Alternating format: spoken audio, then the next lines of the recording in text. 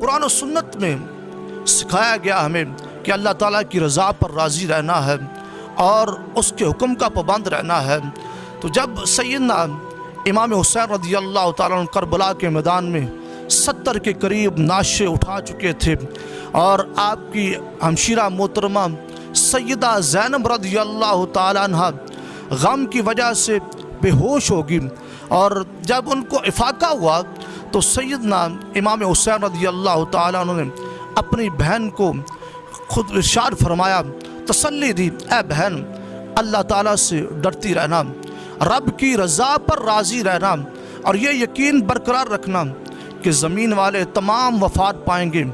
آسمان والے بھی ہمیشہ نہیں رہیں گے، اللہ تعالیٰ کی ذات ہمیشہ رہے گی۔ میرے والد گرامی اور والدہ ماجدہ اور برادر مکرم یہ سبھی مجھ سے افضل تھے، اور سب کی وفات ہوئی میرے لیے اور سبھی مسلمانوں کے لیے، اور ان سب کے لیے رسول اللہ صلی اللہ علیہ وسلم کی پیروی بہتر ہے۔ پھر مزید آپ نے کلمات ارشاد فرمائے، اپنی بہن کو تسلی دیتے ہوئے ارشاد فرمایا، یا اخیۃ انی اقسم علیک لا تشقی علی جیبا ولا تخمشی علی وجہا ولا تدعی علی بالویل۔ اے بہن جب میری شہادت ہو جائے تو اس وقت اپنا گریبان مت پھاڑنا، اپنے چہرے کو نہ پیٹنا